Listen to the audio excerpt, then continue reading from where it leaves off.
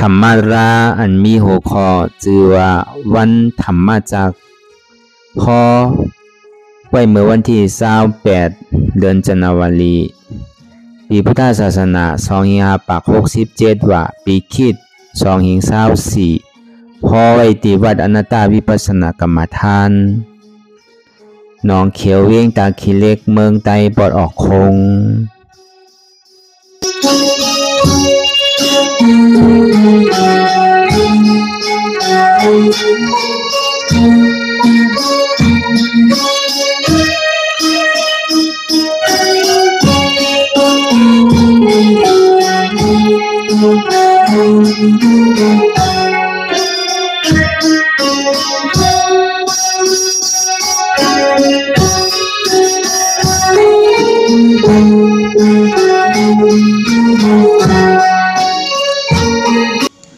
ลายการนั่งอนัตตาวิปัสสนาภาวนาหาหันยอดทำอนัตตาในวันตั้งสุดในก็เรานั่งขาไก่กุดขาขวาทับต่างขาซ้ายก็ในอันนั้นขาซ้ายทับต่างขาขวาก็ได้มือสองคอนต่างตักไว้เอาไว้ตัวเข้าสื่ออย่าวิเคียงป้นนะอย่าวิย่อนย่านป้นนะพวกเราในเย้ารับหูเนิกเปิดโดยอย่างติยาพอมือเข้าใจหลีเอาอิดสร้างตื้อกำน้ำรับตาเนิกเปิดได้อย่างติยาอยากตัวที่มันนอวิญญาณธาตุใจเดียนเท่าหุ่นนั้นอันไรเสียนอันไหนที่มันพูดบอกเกิดขึ้นเป็นมานั่นคือเขาหมอวางเป็นอนัตตาเลยเวลาอันตั้งเขาไปหันเจ็บไปหันทุกข์ข้าไปปองใจเหนืออนัตตาตัวก็ตัวตีลมเคยใส่เขาออกวันตั้งเคยใส่เขายาวเคยใส่ออกยาวเคยใส่เขาดื้อเคยใส่ออกดื้อเขาในเขาวนวาเกิดออกในเขาวนวาตายเขาในเขาวนวาเป็นออกในเขาวนวาลูกปองในเขาวนวาเกิดเวียบในเขาวนวาตายไหนเพราะเดี๋ยวความห่างหลีวาเนี่ยเป็นลูกเพราะเดี๋ยวความห่างซาวาเนี่ยเกิดแล้วตายทีเต้มันลูกมาทีเดียวกันเกิดเป็นเยาก็ลูกตายทีเต้ในลองตั้งเกิดตั้งตายในโจเลียดเมื่อนกำเหลียวก็มันหูตายก็คือมันมีลองตั้งสืบเป็นสืบลู่สืบเป็นสืบลู่อ่านนับคำอะไรจังว่าการเรียนเฮาวนทัดตัวในลองตั้งเกิดตั้งตายในตีเกศส่วนมันในก็คือเขาก็หมออิ่มนั่นนะก็ห้ามหาเส้นตามตาดีป่นมันในก็ผู้ว่าเกิดก็ตีตายผู้ว่าตายก็ตีเกิดเหมือนหนังข้าวานั่นนะตาดีขึ้นเกิดเป็นก้นก็มันเป็นรองตั้งขันใจว่าขันใจซื่อหือไหนอยู่ในตาอยู่ในต้องข้าวตั้งหัวเกาเดินชิบเดินลุ่มๆเนี่ยวนตัวอย่างนี้มันดีทุกข้าขันใจมันก็หืออันก้นอยู่ในต้องเราก้นอันมันก็มันดีขันใจก็คือล่ะวนทัดตัวอย่างนี้อันกว่าบ้าง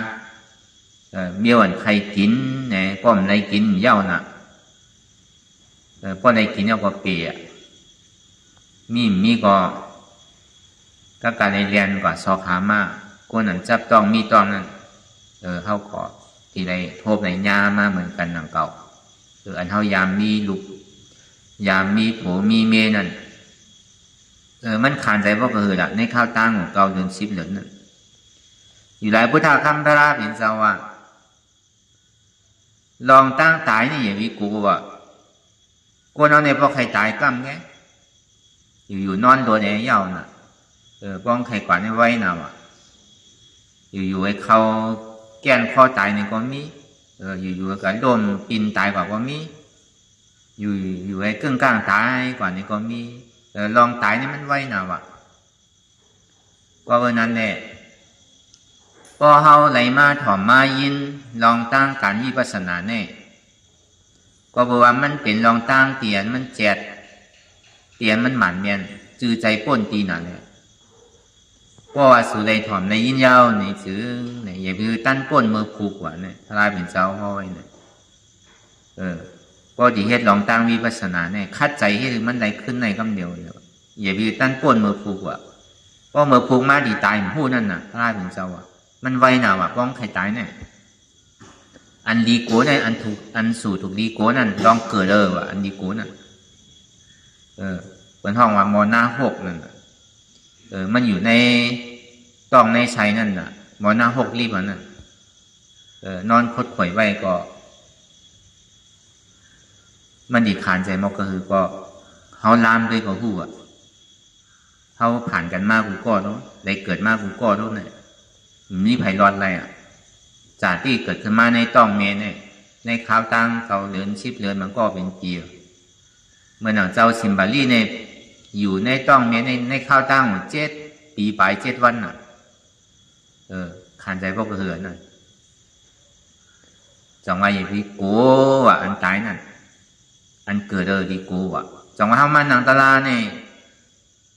2 ชั่วโมงกันเนี่ย2 นาฬิกาเนี่ยมันดีโก้นี่แหละปกติกัดแต่กันเขาอยู่ในต้องเนี่ยมันจะอยู่วัน2 วันน่ะอยู่เป็นเดือนเป็นปีมันน่ะมันง่ายๆว่ะมันดีโก้น่ะว่ะก็เพราะนั้นแหละพระถึงเจ้าในจังที่อ่อนตั้งเมื่อข้อตราธรรมะเชษจานั่นข้ออ่อนตั้งเปิ้นน่ะในธรรมะเชษจานั่นเมื่อเหลือน8 ม้วนไผ่ใจเหลือน9 ม้วนไผ่เมื่อเป็นห้องว่าวันเขาหวานั่นพระถึงเจ้าข้อธรรมะเชษจาธรรมะจักรปวัตนสุตนั่นกับกายเลยลองเสียจาตราสีเปิงเนี่ยตู้ฆ่าเสียจาสมุทัยเสียจา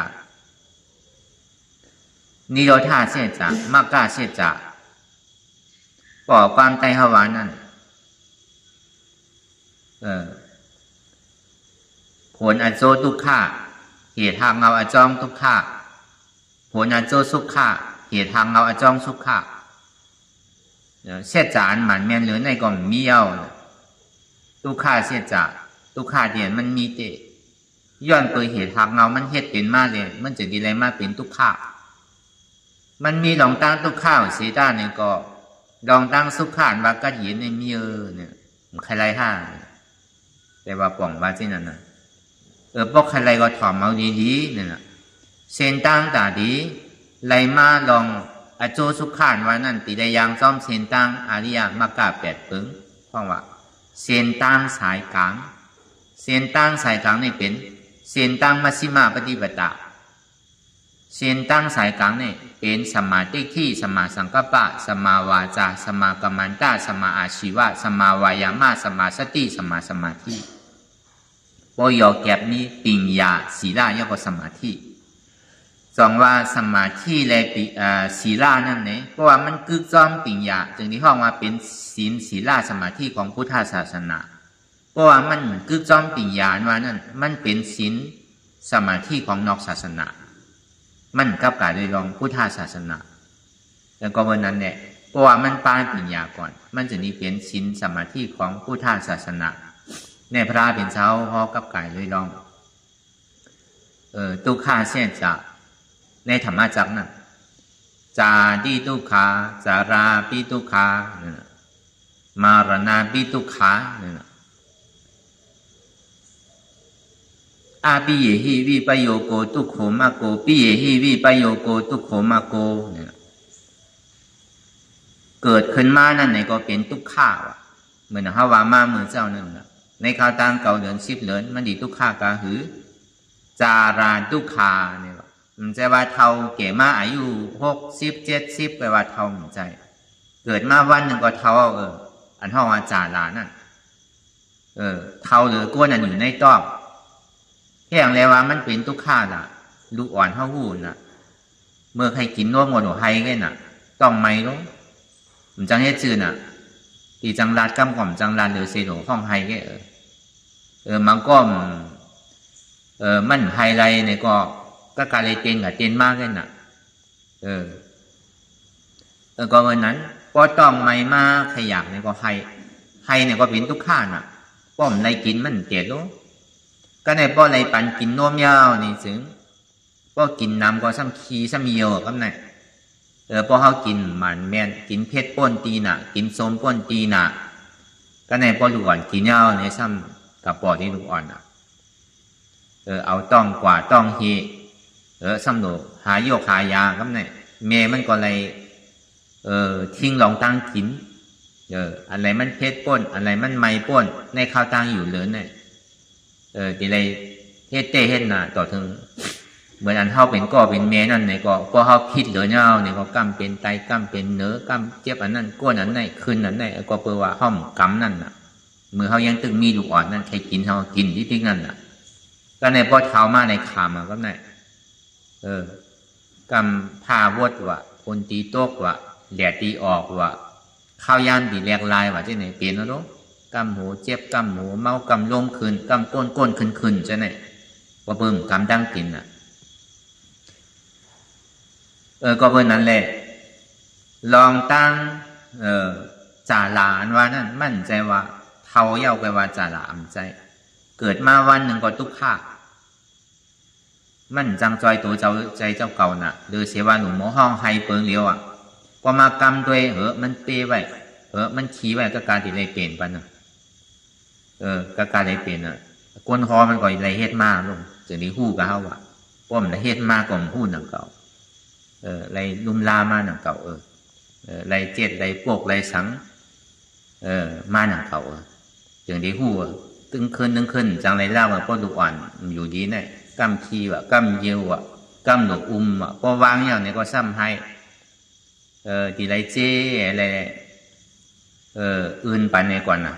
จนดีเตะก็ในพอเตะแล้วพอหาดีกับว่าซ้ำให้แทงโอ้ทุกข้าน่ะมีลูกมีล่างก่อนไรรับไรนอนกลางคืนอันนี้ก็หยุ่มยำมาตะกาเขาก็ทีไรทบกันมากหนังเก่าลองตั้งจ่าละทุกขานว่านั่นมันทุกขามอกระหืออันว่านั่นมองเต็มเหลือเนอะก็ได้ก็เต็มเหลือเนี่ยมันหนุนเลยกินเจียวน่ะอันก็เป็นเมได้ก็มือยังตื่นอยู่เดินในกินยังก็แมนกินยังก็คิดน่ะมั่นใจว่าก้นเกิดมาไกลก้นอันลุ่มลากับทุกขาซ้อนว่ะก็เบอร์นั้นเลยอันนั้นเนี่ยมันเป็นรองตั้งสังเวกาตะลาใหญ่ๆลงเมื่อกูปอกที่ห้องหูน่ะมือห้องไม่ให้การตะลาเมื่อเขายังตึกเป็นเจ้าสั่งเจ้าจ้างเหมือนอย่างเจ้าเขามาจ้างมาเลี้ยวเนี่ยเขาก็ถามว่าของดีในมีในวานของจานในมีในจ้องหนังเก่าหันเป็นมีลูกมีเมียควายเป็นหนังเก่าใครไรหนังเก่าก็ในพอไรมาเนี่ยมันดีชีอิดตีเต้ของดีมันมีตีจ้องของจานมีตีวานมันทุกข้าหนังเก่าเมื่อไปหู้ได้ก็ใครไรหนังเก่าพอไรมาเนี่ยก็มันหู้เอาหนัก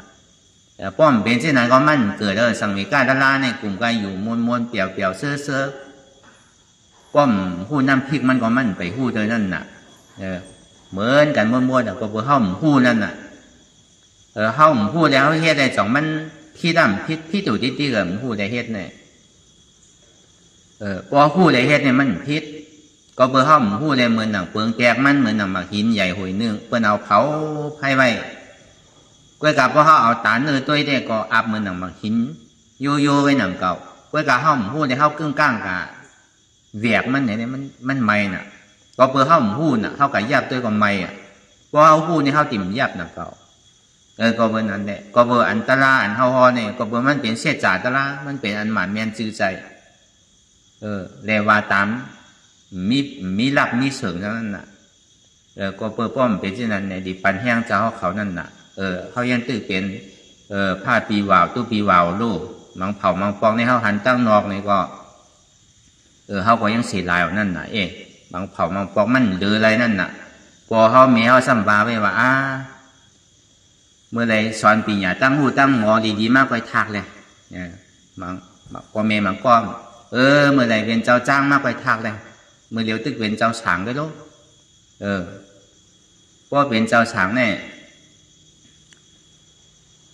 จังเอาเมียป้นว่าเป็นเจ้าจ้างเนี่ยจังเอาปอป้นว่าเยื่อนเอาถึงเป็นจ้างก่อนแรกเนี่ยมันก็ก่อนจังเฮ็ดเจือกแล้วการเลยเยื่อนต่อถึงเป็นเจ้าจ้างหนังเก่า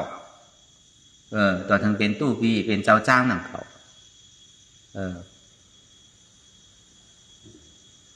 อันก้นหอมันนี่ก็เป็นสินั่นน่ะเก่าเยื่นเอาถึงเป็นก็เพิ่มหรือกำปออะไรในก็การได้เยื่นเอาหนังเก่าเยื่นถึงเป็นเจ้าจ้างในหวานนั่นถึงออกว่าก็ทากันเดียวก็เพิ่มนั้นแหละก็เพิ่มหู้อะไรเฮ็ดอยู่ก็พี่อยู่ติ๊กนั่นน่ะทางมันเป็นของดีนั่นน่ะนี่ก็คือเขาก็หู้คือเขาก็หันป่องเจียงเลี้ยงใจไว้มันง่ายๆอย่างเก่าในการที่มาเตะมาเฮ็ดมาสร้างมันต่อง่ายๆอย่างเก่ามันเป็นกองทุกข้าลงเนี่ยเขาวานรองตั้งเขียนจ่าตี้ทุกขาจาราทุกขาเท่าแก่ไม่เอาเนี่ยก็เต็มเลือนมองเต็มเลือนเนี่ยก็หลุดพึกคอมพึกการพึกไปพึกอุบพึกลัดเป็นลูกอ่อนก็ทุกข้ามันเป็นลูกอ่อนใครของเรียนเมี่ยวเอาของก้นลงปันเขาก็เรียนอะไร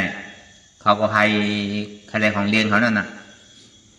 มันก็อันก้นขายของเรียนจ้ะนั่นผู้ว่าลูกหวานมีติดอะไรก็เขามาหาขายที่นั่นบางปองในโปรเมก็เคยลือมันจังให้เสือลูกหวานซ้ำไทยห้องใครน่ะมันก็ตู้ข้ามมันหนังตึกเว้นลูกหวานอยู่ก็ในต่อถึงก็เป็นบ่าวเป็นสาวมาเนี่ยก็ตู้ข้ามเหมือนบ่าวเหมือนสาวหนังเก่าตู้ข้าซื่อล่ะก็ลูกเจอโปรเมซ้ำเจอก็โปรเมเจอลูกซ้ำเจออันนี้ก็เป็นตู้ข้าหนังเก่าเมื่อหัวหลวงเงามันได้มีก้อนเหลียวก็ในพอมีบ้านสองก็ซ้ำใกล้พิษกันนะเมื่อใหม่ๆได้ก่อนพิษนะก็ในพอหึงเป็นหึงมาแน่ใกล้พิษกันมากครับเนี่ยพอใกล้พิษกันมากใครมีลูกครับเนี่ยพอมีลูกเนี่ยมันดิมันก็มีหนึ่งโย่เนี่ยติ่มขี้เอาขี้เหลี่ยโย่เนี่ยพอมีลูกมากกว่าเหมือนหนังฮาวานั่นน่ะมันใจก่อเดี๋ยวว่ารู้หลายก่อน่ะเมื่อเขายังตื่นอยู่ห้างกล้วยได้เขาอยู่จอมปอจอมเมก็พอเมเขาว่าสังเขาไปลูกขิงไรให้นอนขิงไรก็ป้องได้ป้องหนังเก่ามันป้องเต้ๆนานๆก็เขาว่าก็เนี่ยพอมีลูกมีเมมามีผัวมีเมมาเนี่ยมันไรเอาน่ะป้อมหมอเฮ็ดหมอหาป้อมเมเนี่ยป้อมหรืออะไรจังเฮ็ดซื่อเหือเลี้ยงดูก็ซ้ำการทำอะไรเลี้ยงป้าหลานทางเลี้ยงหลานน้องการเลี้ยงป้าเหรียญทางเฮ็ดก่อยให้มากก้นเท่าทุกข่ายย้อนมันการตั้งดีก็ป้อมไรเฮ็ดกลุ่มการหลุมมาลุ่มลาลูกหวานอยู่ดีๆก้อยการจังเฮ็ดซื่อก็การอะไรกินจังไปลูกหวานนั่นน่ะพ่อแม่เขาซ้ำกับเหตุการณ์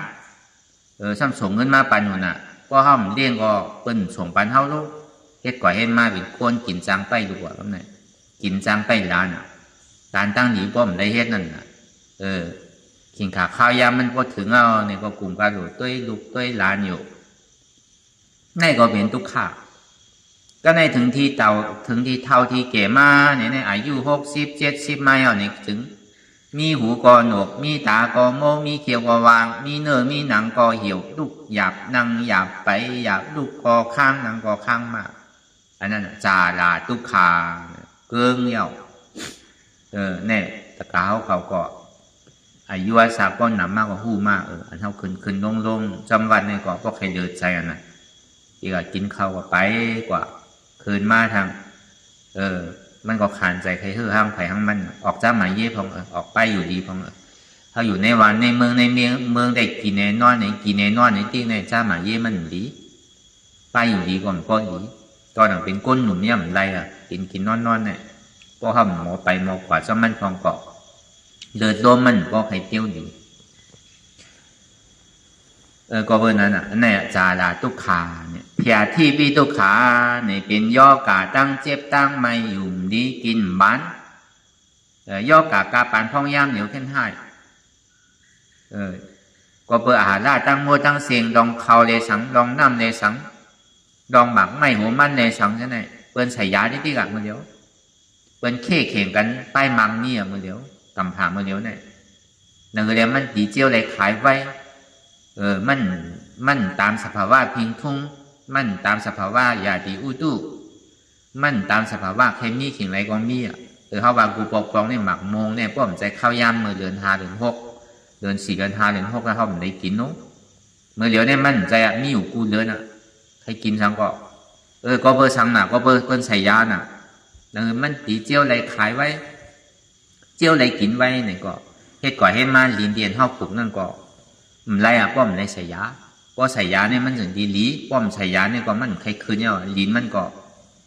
มันมีอายะมันมีอายะชาสังเอามันมีอจ่าสังเอาก็บนนั้นเนี่ยวันนาทาไปมาในเนี่ยป้อมือปานพระเป็นเจ้าอริยเมตไตรมาเย้าในซึ่งเนี่ยเขาเนี่ยมีเอาเป็นกับเขาชาดีมดมดแก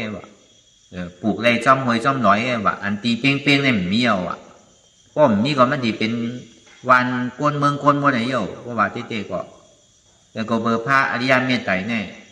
ที่มาชอดเอาวิเนี่ยสัตวะเนี่ยนำนาวทำปุญหรือผ้าเป็นเจ้าก็ทำมาเท่านี้แล้วก็เบอร์สร้างบารมีไม่หมดสิพวกว่าสังใครไปเชนกำพาวพระเป็นเจ้าอริยเมตไตรเนี่ยที่ได้กินข้าวสาลีที่ได้กินข้าวมูนข้าวสังเกลข้าวเนี่ยเขาติ่มไรเงาพวกกาปันพองยามอยู่นั่นพวกใครตุกข้าทำก็สุต้องมุงมองไอ้ยาพระอริยเมตไตรพวกใครป้นน้องตั้งตุกข้าเราคัดใจในภาวะจาปันเนี่ยถ้าเป็นเจ้าสู่ไรเสมว่าเพราะว่ามาฮอตลาก็มันก็เป็นอนัตตาไว้หนังเก่าเพราะเลยมาทมมายาเยาเนี่ยเขาอย่าไปสู่ต้องมองบ้องใครทมยาพระสู่ตั้งนาเขาหลงเหตุการณ์มันไงเติกมันไหนมันไรมันหอดจอดถึงไหนก็จัดนาเขาหมุนซุ้มไอ้ตีเกศสุดมันเท่ากับเป็นคุณผีนางผีก็กล่าวเขาดีๆอยู่นั่นน่ะอย่าไปสู่ต้องมาเก่าก็เลยดูน้ำนู้เลยต้านน้ำนู้ก็สุดต้องมึงมองเลยทมยาพระอริยเมตไตรตั้งนาเนี่ยอันนี้อย่าไปสุดต้องละพวกก็เลยสุดต้องเนี่ยก็ถอนเนี่ยหลบคัดใจเมื่อเลี้ยวเนี่ยลองตั้งสุดต้องมึงมองเขาเนี่ยก็มันเป็นอันที่หับตับหนังเก่าห้องหนูย้อนเอาเขาดูเฮ็ดเอาการพระเป็นเจ้าอริยเมตไตรมาเขาซ้ำมาเกิดเป็นโกนเนี่ยเขาก็มีส่วนใดส่วนเป็นหนังเก่าเขาซ้ำกับตัวอยู่เมืองนาลายในสังกับเป็นสัตว์เดรัจฉานในตั้งกับเป็นเปกตาอสุรกายในสังในก็พระเป็นเจ้าก็จังชอดไรหนังเก่าเท่ากับมีส่วนใดส่วนเป็นแต่ใดตะลาหนังเก่ามันดีซุ่มดอกซุ่มลายกว่ามันดีกาดกว่ากาดมากที่นั่นน่ะสองมาย่อกาตั้งเจ็บตั้งไม่ตั้งใครตั้งหนาวเนี่ยเพราะว่าก้นเท่ากินกว่าเจียวตายอาหารลาตั้งหมดตั้งเสียงตัวเราเพราะเขากินกว่ามันมีอายาสามันมีอจ่าสังสีเอ็ดก็กินเอาซ้ำเป็นย่อกาย้อนมันแทงเป็นย่อกาไหลเจอไหลรองไหลเปิ้งก้นเท่าในก็ย่อกามันน้ำมากที่จริงน่ะก็ดูอ่อนกินทำเจียวใหญ่อาล่าเมื่อเดียวตัวเราดูอ่อนเมื่อเดียวเนี่ยเป็นก้นใหญ่ก้นโดมันน่ะก็ใหญ่โดยปอโดยแมวน่ะอายุ12เลยเนี่ยตัวพอใหญ่พอสูงอ่ะน่ะตัวได้ใหญ่ใจมันใหญ่มันหูสังเตอร์โตมันเป็นเช่นไหนกว่าก้นเท่ากินเจียวตายป้อมยาก็ตายย่อกาเมื่อเดียวเนี่ยกล้วยกาป้อยาเนี่ยซ้ำย่อกาซ้ำนำหายตีหนึ่งกับปอตีหนึ่งป้อมยาก็ตายป้อยาซ้ำย่อกาซ้ำนำขึ้นแทงอันนี้พวกคนเฒ่าป้อด่วนกินห้ามเจียวใหญ่อันนี้ห้องแผดที่ปีตุขามาละหน้าปีตุขาเนี่ยวนเอาป้อดีจำตายมาเนี่ยมันตุขาคานใจหนากำน้ำขี่ป้อหลันเยียวป้อหลันน้ำหูน้ำตาป้อไหลป้อหยอดมันขานใจว่าแต่นั่นเสียงห้องเสียงสันเนี่ยป้อโอนโตกว่าหมดป้ออะไรเฮ็ดไว้ก็กระโจมันดีตายเนี่ยก็มันง่ายๆมันตุขาคานใจหนาวบางก็มันไปใครตายโกตายน่ะก็เป็นอันห้องอันให้โกอะไรผาดยานกันบางก็ซ้ำใครตายซ้ำไปตายก็เลือใจก็การลองตั้งตายที่หัวมันรอดนำเผาเยาว่ามันดีนานตายเจียวตายดีได้คำเวทนานนำเกี่จองวันหลังเอาเฮ็ดไว้ซื้อหือจองเขามีพื้นฐานตะลาไว้อยู่อันนี้เป็นคอลำลองหรือเปิ้นอันเขาไม่ให้กันตะลามันเดี๋ยวก็เป็นนั้นกำในอาปิเยหิวิปโยโกตุโขมาโกปิเยหิวิปโยโกตุโขมาโกเนี่ยว่าอันเตียนเฮาหักเฮามักเฮาเจอเป็นดูเฮาเลยสังเป็นอันเฮาหักเฮาหุ่มนั่นเลยสังอำผาดดีกว่าซ้ำผาดตายนี่ซ้ำเป็นทุกข้าวเฮาว่ามีดุถ่อมกำว่ากำง่ายเลียดเซลมีปิญญาตั้งหูสงคือเขาเห็นดีเห็นลายพอมีปิญญาตั้งหูมากกับอยู่วันเปิ้นเมืองเปิ้นซ้ำขึ้นใหญ่เมืองเฮาด้วยถึงดีจบมาปีหยาตั้งหูเสียงมายาวเนี่ยซ้ำกับเดียนาเฮือนเนี่ยกับเฮ็ดเคยบนเนี่ยกับเฮ็ดไปบนเนี่ยเอาก้นเทาอยู่อยู่เฮือนไปหอไปเฮือนดุแต่กว่าอยู่วันเปิ้นเมืองเปิ้นเอามากกว่าหึงมาหนึ่งปอกมองปอกย่ำมากก่อนก็มีอันเนี้ยลูกอันท ผอมกำวากำง่ายอันตีลูกอันเฮาหักนั้นนั่นเนี่ยซ้ำในผาดยานเฮาอ่ะนั่นผาดยานรีบว่ะกว่าอยู่ไกลว่ะก็ใจถึงนั่นน่ะนี่ก็เป็นทุกข้าวว่ะอาปีเยฮีวีปโยโกตุโขมาโกเนี่ยอันก้นวายหยาบเดือกำซ้ำยาอยู่จำเฮาดีๆว่านี่ก็เป็นทุกข้าวอ่ะเนี่ยอันผอมกำซ้ำอยู่ไกลอันวายหยาบซ้ำอยู่จำอันนี้มันเป็นทุกข้าเสียจ่าเสียงเนี่ยว่ะอันนี้ก็เฮาก็ซ้ำขึ้นบนทัดตัวมันใจใจเป็นเป็นสองเฮาได้ทบได้ย่าอยู่ห้าอันที่ว่ามาตั้งพึกตั้งโมตั้งเสียงเนี่ยเพราะเลยทบเลยย่ายาวแน่เนี่ยอันนี้เป็นทุกข้าใครป้วนมันห้าทุกข้ามาเนี่ยก็เพื่อสังละก็เพื่ออันที่ว่ามาเนี่ยมันเป็นทุกข้าเสียจ่ามันเป็นผลอาโจของทุกข้าเหตุทางเราอาจองมันเต้ๆนั่นเป็นล้อผ้าต่อสามล้อห้ามาหน้าเต้ที่ว่ะแต่พอเดี๋ยวยอแก็บเต้ๆก็เป็นตัณหาความอยากใครเป็นใครมีเมื่อเย้าเมื่อสุดเมื่อเติกว่ะเสือกอันเปียวอันมวนอันเซอร์ก็เปิดตัณหาอ่อนหูว่ะก็เปิดอวิจะทำเมียมหันทำใจช่ำหูก็เปิดตัณหาก็เปิดล้อผ้าต่อสามล้อห้ามาหน้าเต้ที่ว่าไม่ยอแก็บเต้ๆเป็นตัณหาอันเดียวอ่ะตัณหาเนี่ยมันหนำก็คือมันใหญ่กว่าก็คืออันว่านั่นกามาตัณหาวะรูปาตัณหาวะอรูปาตัณหาวะกามาตัณหาอันว่านั้นในอาเปสีปุมิสีในห้องว่ากามาตัณหาในเมืองคงกลางหนึ่งห้องว่ากามาตัณหาเมืองผีหกคงกามาตัณหารูปาตัณหาเมืองสังปฐมาตุติยตติยจตุธาขึ้นกว่าอารูปาตัณหาขึ้นหัวจอดถึงดีเนสัญญานาสัญญายตนาบุญอันนี้พระราเป็นเจ้าพ่อธรรมะเสจาเนี่ยใจว่ายื่งงานถึงโกนแกยื่งงานถึงผีเขาช้างเขาได้มาถ่อมว่ะมือเรือน8 มุ่นเนี่ยได้มาถ่อมธรรมะจากพระเป็นเจ้าพ่อย่าก็ก็เบอร์จาติจาราแผดที่มาลานาเนี่ยมันเป็นทุกข้าเสจาตีเต้พระเป็นเจ้าพ่อในห้อจาติจารามาลานาไงก็เบอร์สังนะแผดที่อันว่าในพระเป็นเจ้าห้องห้อนวันนั้นก็เบอร์เยื่องจู้ถึงผีเขาช้างเขาในเขามีว่าย่อกาตั้งเชฟเนี่ยเมืองผีเนี่ยมีว่าพวกยายาชาวบุญสามารถมีว่าเมืองผีนั่นมีลองตั้งเกิดเท่าก็เท่าที่นั้นแกว่าเท่าเจ้าหมายยู่แกว่าอันตีเท่ามันหนังหูหอกหูซ่าเมื่อหนังหูหนกตาโม่หนังเหี่ยวมันก้นห้องมีว่าเสียงเขาพักก็มีว่าในเมืองผีหกคงนั่นจองว่าพระเป็นเจ้าพ่อจาติจารา มรณะก็ในอัฏฐกถาสมาใส่ทั้งจาติจาราแผดที่มรณะตัวตอนมาลองตั้งแผดที่ก็เบื่อไหนก็เบื่ออาจ้องก็มือก็เบื่อวัดตัณหาตัณหาความอยากใครเป็นมีเมื่อเย้าเมื่อสุดเมื่ออิ่มเมื่อเจิกเสียงอันดีเสือกหางอันดีเจิกอายอันหอมเจิกอายาสาอันดีเจิกนุงเสื้อผ้าก็นุงโคใบอันดีเก่าเจิกหนามันสามารถอยู่ในเตียนเสียงหางอายาสาการตุ้มเตอร์อันเจิกนั่นเนี่ยก็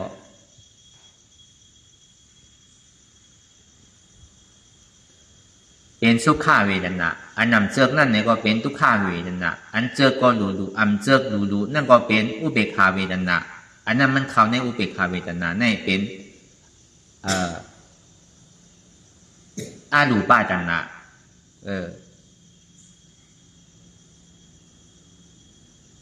รูปาตัณหาอันว่านั่นมันเข้าในสุขาเวทนากามาตัณหาเนี่ยมันเข้าจ้องทุกขาเวทนาสุขาเวทนาล้อกันแล้วก็เบอร์นั้นมันป้นตัณหาน่ะความอยากใครเป็นก็เย้าอันนำขยักใครเป็นก็เย้าเพราะว่าเมื่อใดยังตึกว่างเป็นอุเบกขานั่นไปใจเด้อว่ะอันในตัณหาเนี่ยมันเกิดตีเสียงตีหางตีหูหลังตีซบตีโตตีใสอันนี้มันเป็นเหตุทางเอาจองมันจึงดีในตัณหาในเวทนานั่นมันสืบตามกันกว่าเพราะเป็นเวทนาก็เพิ่มมีเวทนาจึงนี้มีตัณหาก็เพิ่มมีตัณหาจึงที่มีอุปาทานก็เพิ่มมีอุปาทานจึงนี้มีกามภาวะ มันเหตุปันตรงในตรงวงรอบปฏิจจสมุปบาทนั้นอันนี้เป็นเหตุทางงอจ้องมันซ้ำดีไรเหตุชื่อหือละก็เปิดจ้องอาโจมันเป็นมาซึ่งนั้นยาวแหละอาโจสุขาเนี่ยมีห้าเนี่ยนี่ปานมีเนี่ยอาโจสุขาของมันนี่โรธาเชจานี่โรธาเชจาเนี่ยเป็นอาโจของสุขาเป็นผลของสุขาผลสุขาเนี่ยเป็นคือละอ่ำเกิดอ่ำเท่าอ่ำเป็นอ่ำตายห้องว่านี่จ้าสันติสุขาอมตะธาตุมีสุขาเนี่ยก็ในผีเขาเลยโกนเขาเลยเขาใจก็ในป้าใจก็เปิดพระเป็นเจ้ากับการลองเช็ดจัดตาราลองตั้งเกิดตั้งเท่าตั้งเป็นตั้งตายเนี่ยมีกันกูก็รู้มาเป็นก้นเป็นผีเป็นช้างเนี่ยเมียวช้างเนี่ยมันมีแผดที่มันมีจ่าที่จ่าลามาละหน้าอยู่ก็การแผดที่มีเสดาเนี่ยก็พระเป็นเจ้าเขาก็เปิดว่าที่พระเป็นเจ้าเขาได้เนี่ยมันป้ากับแผดที่ก็การเจ้าก็รัญญาเขาได้ปองใจอยู่ก็การปองใจลึกๆเด้อก็บนนั้นในพระเป็นเจ้าเขาตลากว่าเจ้านั้นยาวเนี่ยก้นเขาเนี่ยมันใครหู้เมาน่ะว่าเป็นผีเป็นช้างเป็นก้นเนี่ยอันนี้ทุกข้าใจเตี้ยพระเป็นเจ้าว่าเนี่ยหมานแมนซื้อใจเตี้ยว่ะถอมเตี้ยน่ะเหตุทางเงาอาจองมันในลูกตีกามาตนาดูป้าตนาอาลูป้าตนาก็เบอร์ความอยากใครเป็นอาจองมัน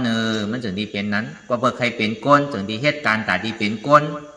ก็เบอร์ใครเป็นผีถึงที่เหตุการณ์ตาดีเป็นผี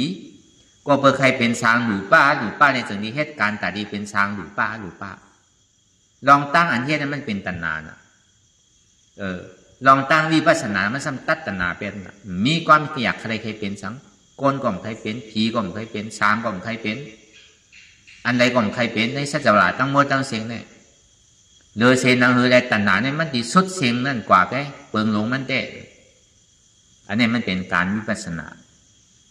ใครทางนั้นน่ะมันถึงที่มาเขาลอกว่าอนัตตามันนั้นเพราะยังมีความอยากใครเป็นอยู่เพราะผู้ใดเฮ็ดก็มันผิดหนังเก่านะผู้ใดล่ามเฮ็ดนั่นน่ะอันนั้นจังผิดว่ะเพราะเฮ็ดลองตั้งมือลองตั้งดีคือว่าลงตั้งไตเพราะเฮ็ดลองตั้งดีที่ขึ้นเกิดเป็นก้นเป็นผีเป็นเฮ็ดพอเฮ็ดสมถะเนี่ยดีเกิดเป็นดูป้าอนุป้าจังไหนก็เปิดเพราะผู้ใดเฮ็ดเนี่ยมันย่ำผิดว่ะก็เปิดผู้เส้นตั้งมันในจังที่เฮ็ดลงอันนำผู้ท่านในเฮ็ดเนี่ยผิดอยู่ดีกว่าจองว่าการวิปัสสนาเนี่ยก็เปิดอันไรผิดอันไรถูกเส้นตั้งอันไรเนี่ยดีกว่าตั้งไรเนี่ยมันแตกแรงมันสร้างลังมันเฮ็ดหรือเขามีดองตั้งเลิกไรเขาดีกว่าตั้งไรเตะเขาเกิดมาเป็นพระวาจาปานก้นเยาเนี่ยกามดีกุโสมีเหล็กเองการลักษณะเต็มทนเยาเพราะสั้นดีเลิกเส้นตั้งอันไรอันนี้ก็เอาไว้กำหนึ่งก่อนก็เบอร์นั้นเนี่ยใครไรเนี่ยใครก็ใครไรก็หรอกกำไหนผีก็ซ้ำใครตายรู้ใครเกิดใครตายรู้ผีก็ก้นก็ซ้ำใครเกิดใครตายรู้ช้างก็แค่ใครตายทั้งใครเกิดใครตายทั้งเพราะเกิดได้มันพูดมันเหมือนหนังเจอพันในวืดขึ้นกว่าเนื้อกลางเท้าเอาลงมาดีเนื้อเมืองเพียเลยปือลงมาเจอพันนั่นหัวมันดีกว่าจับปีไรน่ะเจอพันเนี่ยมันเลิกไรรู้ก็ดีกว่าเลิกเกิดที่คุณหัวค่ำก็ในก่อนก็ดีกว่าเลิกเกิดที่อันเมืองขึ้นใหญ่ใหม่สูงก่อนเนี่ยมันเลิกไรวะผีเขาช้างเขาเนี่ยเดือเสวาเจ้าอารองเขาไงวะอันเลิกไรนั่นก็เปิดอายุอาสาย่ำไปสุดเลยมันซ้ำเป็นเจ้าปารามีแต่ที่ลงมาสร้างปารามีเนี่ยจนที่มีคุณผีเขาเมื่อผีปั้งเอาเลยอันนั้นได้เลิกไรวะเพราะเป็นเจ้าปารามีเป็นเจ้าหนออารองเขาแต่เดือเสนั้นเนี่ยมันมาเลิกไรวะมันใครเป็นสังว่าเป็นที่น่ะเหมือนนั่งกาปานพระเป็นเจ้าเข้ามาเป็นนกยุ่งคำนั่นเมื่อหูดูมไปเป็นนกยุ่งนั่นมันเจ้านี่เป็นคุณผีอยู่ในเมืองผีน่ะก็ในวายเสียตายเป็นผีเอาเนี่ยก็สมาเป็นสัตว์ที่ฉันอากูโสมังเจอมังลองมันมาสุ่มงามไว้เอาเนี่ยซ้ำไรกับตัวเป็นสัตว์ที่ฉันนั่นน่ะ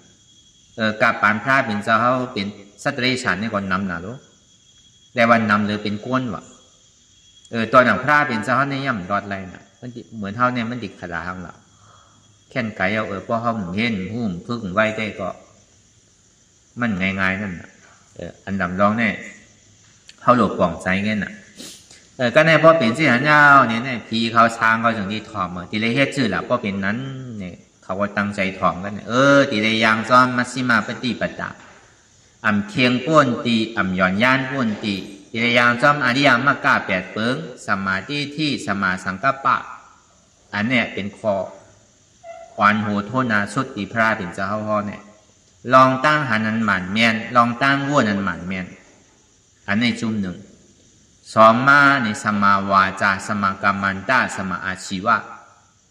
ลองตั้งลาตั้งสานั่นในกองหมันเมียน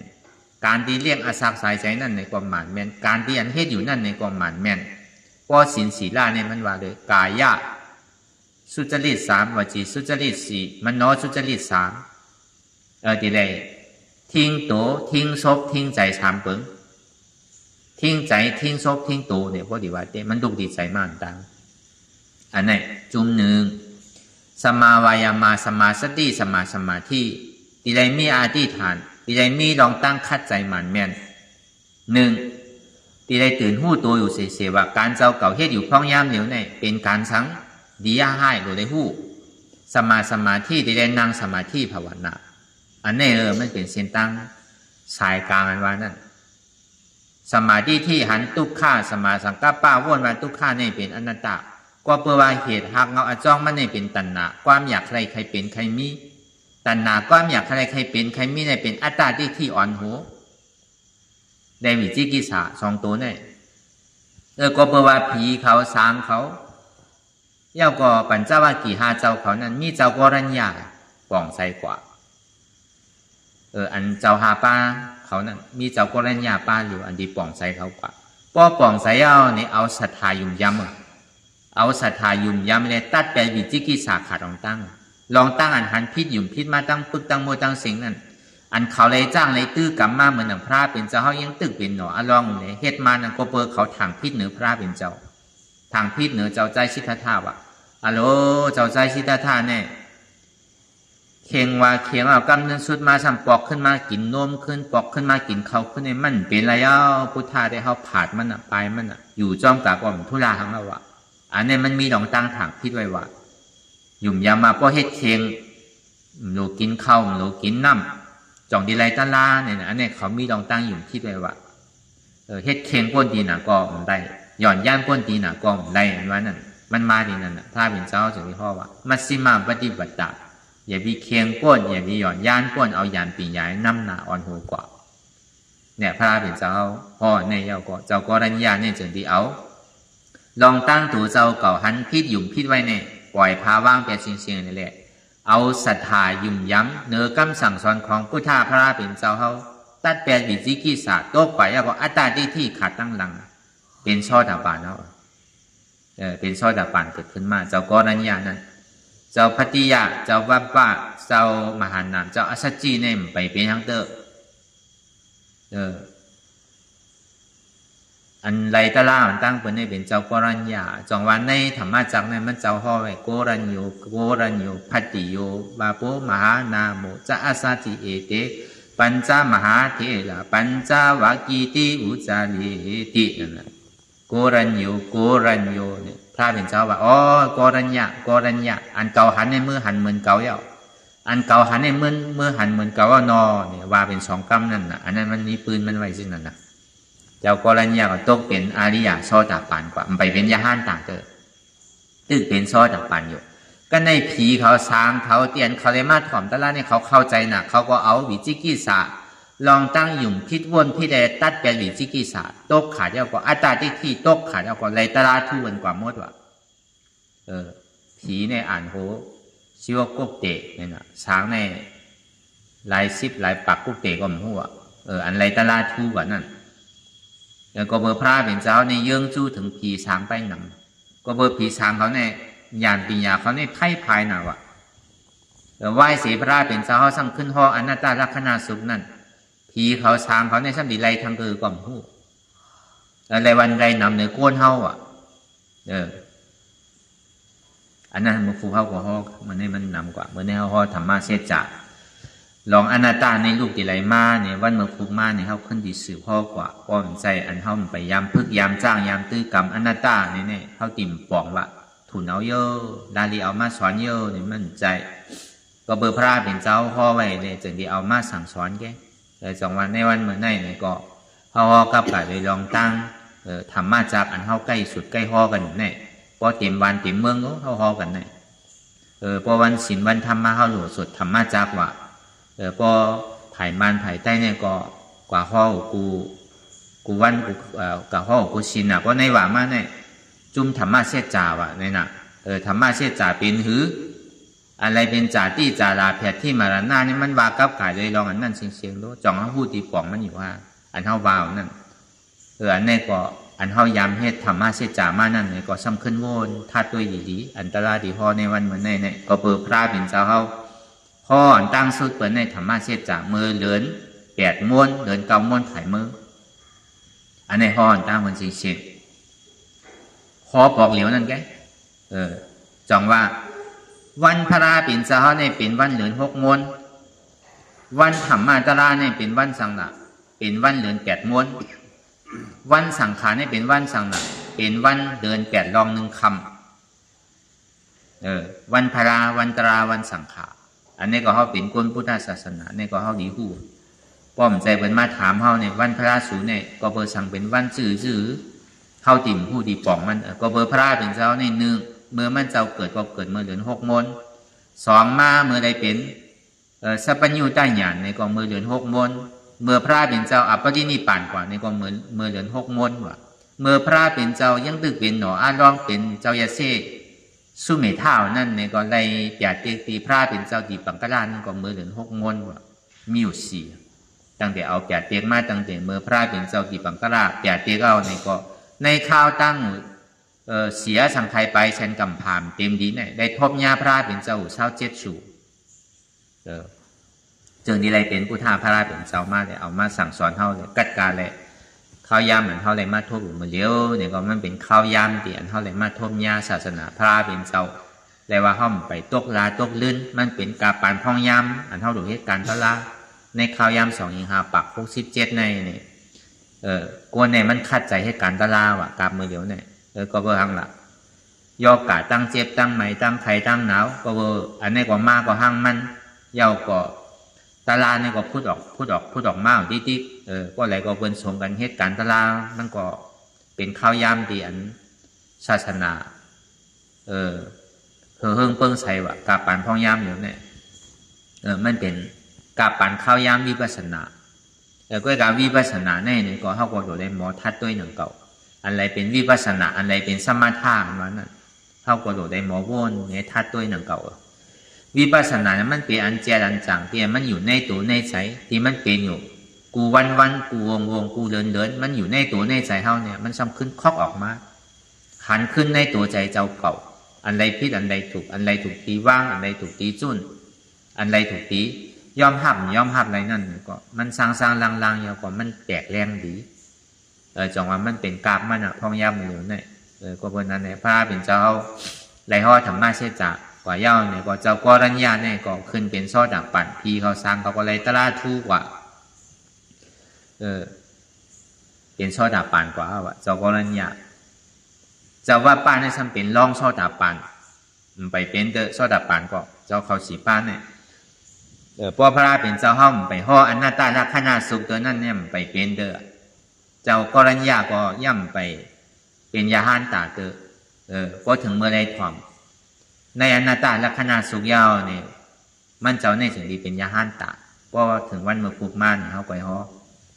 ป้อมใจมันดีกังกับมดอะไรเป็นอะไรมันดีสุนซานกันกับมดนั่นน่ะ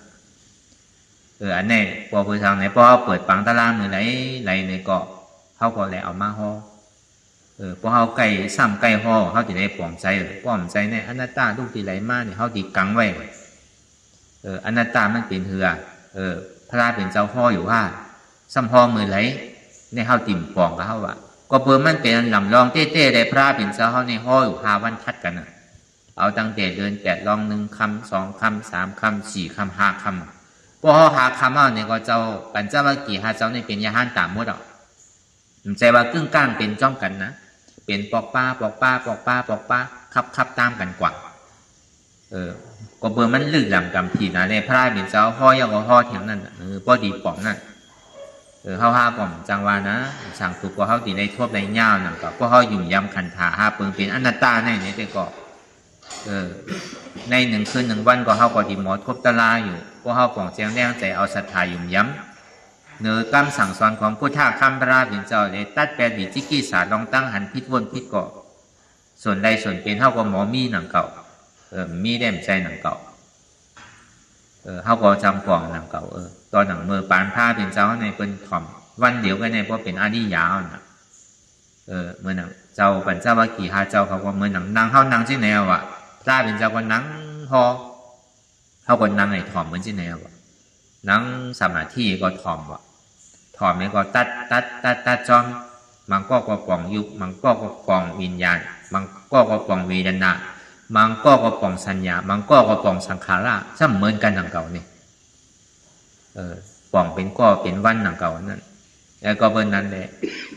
คือเขาก็ผู้ตีปองตีกว่าตีไปมันอนัตตาเนี่ยมันลูกตีไหลมาไผ่ซ้ำพอมือไหลมันมีไผ่เป็นฉากเสียมีในปั๊บในดิ่งในถ้ำหมู่ห้าเนี่ยมีต่อถึงมือเดียวอ่ะกับชอหาด้วยหรอกพอกาปานพ่อยามเหลียวขึ้นง่ายพอเขาพูดอีกไทยเนี่ยแต่ก็เขาเชิดเขาก่อยก็อนัตตาลักษณะสุขเนี่ยออกมากำเดียวอ่ะมานก็เป็นห่อไว้อ่ะไทยก็เป็นห่อไว้อ่ะอินเดียก็เป็นห่อไว้อ่ะอันปีนมันก็มีจอมอ่ะก็เป็นไทยเนี่ยเป็นปีนจอมอ่ะก็เบอร์นั้นมันเป็นอันดำรองตลาดดำรองเต้ๆก็เขาถึงได้เอามาเพราะก็เบอร์ว่ามันเป็นเขามาเปิดปังตลาดอนัตตาเมื่อไหร่เนี่ยก็เขาก็ห่อนั่นน่ะเปิงมันแต่ก็ห่อวันห่อหาวันทัดกันอ่ะวันหนึ่งห่อหยุดวันหนึ่งห่อวิญญาณวันหนึ่งห่อเวทนาวันหนึ่งซ้ำห่อสัญญาวันหนึ่งก็ห่อสังขารนั่นน่ะปีนกันตีเต้แต่อันเขาพื้นอยู่กูวันเนี่ยมันปลามัวเดียวก้วยกาห้อมแยกไรห้อมปองไรว่าอันใดเป็นยุคขันธะอันใดเป็นวิญญาณขันธะอันใดเป็นเวทนาหน้าขันธะอันใดห้ามเป็นสัญญาหน้าขันธะอันใดซ้ำเป็นสังขารหน้าขันธะว่านั้นเขาแยกอันใดก็เขาว่าตีเต้มันปลามัวเสียงอันที่เขานั่งรับตาตั้งเด็กซิโกต่อไปกินเนี่ยมั่นใจตัวเขาอันว่านั้นมันก็เป็นอยู่ป้าขันธะน่ะดูป้าขันธะอันนี้จะดูป้าขันธะตุขาดูป้าขันธะอนัตตาน่ะอันเขาอยากว่ามั่นใจตัวเขาในปองว่าดูป้าขันธะอนัตตาก็ในเพราะว่ามาดีใจเดียนมันป้งปิวอันเขาทิ้งไหนในใจเนี่ยก็มั่นใจของเขาอันว่านั้นมันเบียงน่ะมันเป็นวิญญาณนักขันธะปีตุกวิญญาณนักขันธะอนัตตาน่ะอันเจี๊ยบเนี่ยก็มั่นใจของเขามันเป็นอนัตตาอันว่านั้นเบียงน่ะเวทนานักขันธะอนัตตาอันที่มันกะต้องไว้อันเจ็บอันเสียบอันไม่นั่นก็มั่นใจของเขาเนี่ยนั่นเป็นสัญญาณขันธะอันที่มันมีลองตั้งสืบเป็นสืบรู้แหลกลายค่ายกว่าสืบเป็นสืบรู้แหลกลายค่ายกว่าอันนี้ก็มั่นใจของเขามันเป็นอนัตตาอันนี้เป็นห้องว่าเป็นสังขารนักขันธะอนัตตาเอานั่นดีเดเนี่ยอันมันเข้าใจง่ายๆในยุคตัวเขาใจเขาเจี๊ยบเขาอันสามตัวเนี่ยพอมาหยอเดมันมีเพราะว่ากว่ามันมีหาเป็นขันธะหาเปิงยุคนั่นก็เป็นยุคใจนั่นก็พอมาหยอมันมีอันเดียวมันเป็นนามเชงในเวทนาสัญญาสังขารนี่มันมาหูจู่เป็นนามก็กับพอมันเพตื้นนะครับเป็นเวทนาในเวทนานั่นเนี่ยก็ซ้ำเพตื้นกว่าเป็นสัญญาในสังขารที่เรียกก็มันเป็นอันเดียวกันมันอยู่ในเจี๊ยบเชงอันเจี๊ยบเนี่ยมันตื้นจอมเวทนาก็ใจมันสัญญาก็เป็นมันสังขารก็เป็นมันในสามตัวเนี่ยอันเท่าเย็นอยู่กูมือกูวันเนี่ยก็มันเป็นขันธะเปิงเป็นอนัตตาเป็นอนัตตาลักษณะสุขกันอยู่ก็คือเขาพูดตีป่องตีเปียวอันใดเป็นอันใดเนี่ยเขาเจ็บเป็นอันนั่นก็เขาว่าก็ในเดือเสนั่นเนี่ยอันมันเป็นปรมาเต้เนี่ยอันหันเจ็บผู้เจ็บแต่พอดีว่าเจ็บเนี่ยมันมีหาเจ็บหันเจ็บผู้เจ็บขับเจ็บตองเจ็บยาวกว่าเจ็บมันแหลกลายกว่าอันหันเจ็บเนี่ยเป็นยุคเป็นดูป้าขันธาอันหู้เจ็บเนี่ยเป็นวิญญาณนักขันธาอันหับเจ็บนั่นเป็นเวทนานักขันธาอันต้องเจ็บอยู่นั่นเนี่ยเป็นสัญญานักขันธาอันเจ็บที่มันแหลกลายค่ายกว่านั่นเนี่ยเป็นสังขารนักขันธาดีว่า ใจหันเจ็บนั่นเป็นอยู่ใจหู้เจ็บนั่นเป็นวิญญาณใจหับเจ็บนั่นเป็นเวทนาใจเดียนมันต้องเจ็บนั่นเป็นสัญญาใจเดียนเจ็บมันแหลกลายค่ายกว่านั่นเป็นสังขารแต่พอมาเพศมันมีอยู่หาแต่จงว่าเอาเดียนมันง่ายๆเดียนเท่าของแจงแรงใจดีหันอยู่หู้อยู่ยอมหับอันหันอยู่นั่นเป็นอยู่อันหู้อยู่นั่นเป็นวิญญาณอันห้าบนั่นเป็นเวทนาสัญญาสังขารจงว่านั่นก็ที่มันเป็นปรมาเต้ๆก็ใจเจตสิกยุคนิพพานยุคก็เป็นยุคใจก็เป็นใจเจตสิกเทเป็นสามัญเจตสิกนั่นก็เป็นเวทนาสัญญาสังขารนี่เป็นเจตสิกก็เพิ่งมันมีลองตั้งแหลกลายค่ายมันจะที่ห้อเป็นเจตสิกใจเวทนาก็เป็นเจตสิกใจสัญญานั่นก็เป็นเจตสิกใจสังขารนั่นก็เป็นเจตสิกเจตสิกเนี่ยมันมีลองตั้งแหลกลายค่ายกว่าอันใจเนี่ยมันมีลองตั้งแหลกลายค่ายกว่าเพราะตัวดีๆก็มันก็หู้อันเดียวนั่นแกมันมีลองตั้งแหลกลายค่ายกว่าเพราะเมื่อไรเนี่ยมันก็เฮ็ดก็เจตสิกเนี่ยก็มันก็มีลองตั้งแหลกลายค่ายกว่าที่นั่นแกเพราะไม่หยอดเต้ๆก็มันมีตัวในใจมีอยู่เรียนหนังมันเป็นที่นั้นมากก็เฮาว่าอันนี้เฮาว่ากับกายโดยลองอนัตตากับกายโดยลองพระเป็นเจ้าพ่อเมื่อใดธรรมะจากอ่อนตั้งพอลองตั้งเกิดสังเวกาตละลองตั้งเกิดเท่าเป็นตายเนี่ยก็เพื่อมันเป็นเศษจากอันมันเมียนเป็นธรรมะจากพระเป็นเจ้าพ่อปั่นธรรมะจากนั่นปั่นธรรมะจากปั่นปฏิจจสมุปบาทปั่นลองตั้งในชัจวราตั้งโมตั้งเสียงเนี่ยพระเป็นเจ้าพ่อปุณตาผีเขาช้างเขา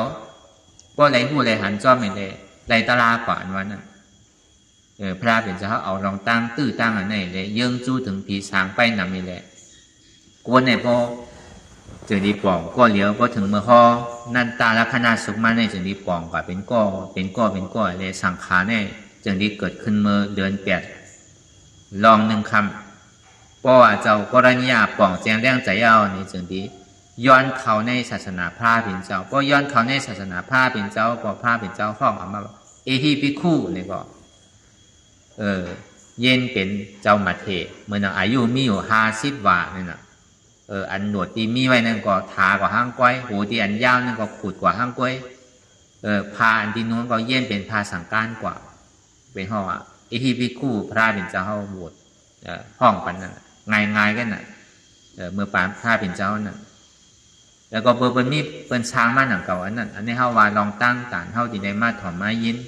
ในมั่นใจของง่ายๆอันเฮาที่ได้มาจ้างตื้อกำเนี่ยก็พอห้อมฮัดเต้ๆคัดใจเต้ๆก็ห้อมได้มาจ้างมาตื้อมากำหนังเก่าก็เปิ้นนั้นอันมันเฮ็ดง่ายไล่ง่ายเป็นง่ายไล่ย่อซ้ำลายค่ายเนี่ยเป็นอันเฮาเฮ็ดอยู่พยายามอยู่ว่าเฮ็ดง่ายซื่อ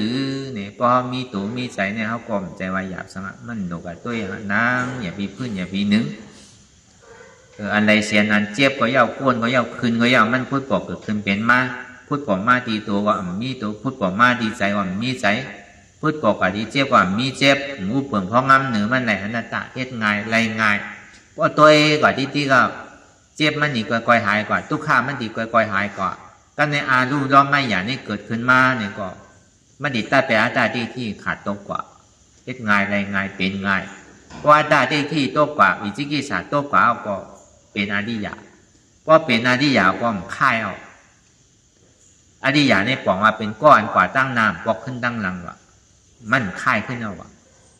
มันถึงที่ไรมาผลนี่ปั่นตั้งน้ำหมันมาทางเจ็ดจัดเนี่ยถึงที่ไรเข้าส่วนมหาคัมกว่าจอมพระเป็นเจ้าอยู่ที่ไรก็ที่ไรเมื่อที่นั้นกล้วยกาตายมันดีป่องใจในเข้าใจในมันหยาบนะวะก็เบอร์สังน่ะมันมีก้นสอนเท่านั้นน่ะมีก้นบอกเท่านั้นน่ะมันจะดีหยาบพวกเขาเป็นพระเป็นเจ้าห้ามนั้นก็เป็นปัจเจกพุทธาห้าเนี่ยได้กลมดุสดาสุมาเนี่ยมันหนุนสอนดูเฮ็ดเอาห้างกล้วยดูสร้างเอาห้างกล้วยโดยเสนั้นอาคาสวากาก็ย่อมหาสวากาก็ย่อว่าอีไรมีสลาวตอนหนังเจ้าสารีบุตรตลาเนี่ยเป็นมหาสวากาปีกว่าพระเป็นเจ้าน่ะในท่ากระดาษในพระเป็นเจ้ายกยองว่าอันก็มีปิญญาโดยเสเจ้าป้วนพระเป็นเจ้าก็โดยเสเจ้าสารีบุตรตลาเนี่ยมีไผแตกว่าลองตั้งปิญญานั้น พระเป็นเจ้าโยกเอาเป็นปีกกว่าพระเป็นเจ้าน่ะเมื่อหนังเจ้ามกกะหลันนั่นเองก็เป็นปีกไส้ลองอภิญญาณพูดถึงหน้าไล่ขึ้นกว่าถึงเมืองผีไรมีสารอภิญญาณไรนั่นเป็นเจ้ามกกะหลันในพระเป็นเจ้ายกยองปันนะตอนหนังเป็นเช่นนั้นอยู่เซต้าเนี่ยก็ยังไรมีเสียสุมาน่ะเหมือนหนังเจ้าอัศจีนั่นก็เบอร์เลยถอมตะลาอาจองตุกขะอาโจตุกขะเพราะว่ามีอาจองตุกขะอาโจตุกขะก็มีเพราะอาจองตุกขะรับกว่าอาโจตุกขะนั่นก็รับกว่าว่ากับกาเลยลองหาหันตัดถึงนั่นน่ะเพราะว่ากันนั่นก้อยก็ว่าลองตั้งเสียจากเหตุทางอาจองตุกขะเลยอาโจตุกขะเหตุทางอาจองสุขะเลยอาโจสุขะก้อยก็เจ้าสาลีวุฒิตลาดนั่นก็เป็นช่อตาปานกับคำเดียวนะตัวแต่ในถ่อมกันได้ไงมันสำคัญเอากรรมมันเนี่ยกับบอกขึ้นดีได้ก่อมันอันเป็นเจ้ามกกะหลันนั่นมันก็เป็นช่อตาปานกับเนี่ยก็ยังหนูในมีเสียชุ่มมากอันเท่าในแค่ห้าเขาแค่หนูในมีหนูในถ่อมนั่นน่ะเดี๋ยวเสียพระเป็นเจ้าในพระเจ้าก้าเนี่ยมันดูเดี๋ยวเช่นนั่นเนี่ยในมีเสียชุ่มมากมันหมดจงว่าเฮ็ดง่ายไรง่ายเป็นง่ายไรย่อมไรค่ายด้วยการตาดีป่องใจในหยาบเฮ็ดหยาบไรหยาบเป็นหยาบไรย่อมช้ำลายค่ายง่ายนี่เป็นสมถะวะเฮ็ดได้เฮ็ดง่ายของนังเก่าด้วยรวมถอยใจเอาที่เอาไว้ยงไว้ที่ใดในนึงพุทโธก็พุทโธอรหังก็อรหังอานาปานสติก็ตัวลงเขาออกเฮ็ดได้ง่ายวะด้วยการไรหยาบนาวะเฮ็ดง่ายไรหยาบเป็นหยาบแล้วทำลายค่ายง่ายวะเพราะมันเป็นโรคผีก็หัวมันค่ายอยู่ด้วยน่ะเหมือนอะไรยาเซอุตกายาเซติวิรายาเซนั่นอายุติวิรายาเซเนี่ยมีอยู่80,000เสียงกำพาแต่พอสุดยอดสมิตกมากขึ้นน่ะมันป้วนอะไรรู้จังว่าเฮ็ดง่ายไรหยาบเป็นหยาบได้เอาทำลายค่ายง่ายว่านั่นเป็นโลกีวะเป็นสมถะวะอันเฮ็ดง่ายไรง่ายเป็นง่ายไรย่อมลายค่ายก็การตัดดีป่องใจในหยาบท่านเป็นวิปัสสนาวะในของเขาป่องแจงแรงใจในเข้าใจก็วันนั้นในของเขาวนดีวนยาวเขายำถึงอย่าไปว่าไพ่ป้นตีอย่าไปว่าเทิงป้นตีเตียนเท่าหันเตียนเท่าวนเตียนเท่าวนเตียนเท่าหันนั่นถึงเพ่งเป้งกันว่นต่อถึงเจ็บนั่นปอสุดว่นต่อถึงตุกขาปอสุดตัดต่อถึงอัตตาปอตกพูดขาดกว่าอันไรที่มันพูดปอกเกิดขึ้นเป็นมานั่นคือเฮาหมอวางเป็นอนัตตาไรเนี่ยสาธุสาธุสาธุ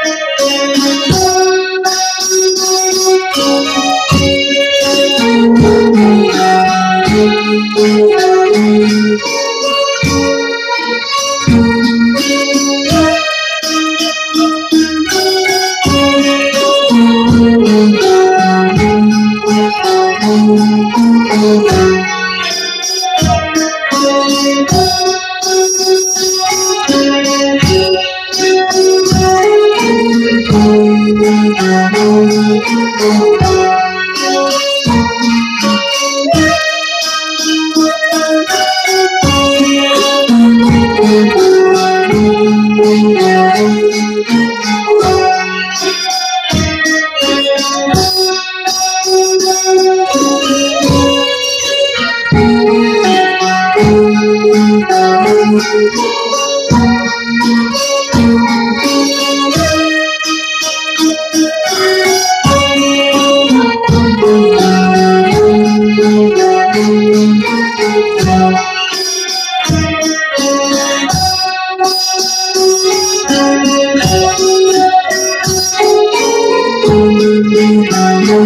you.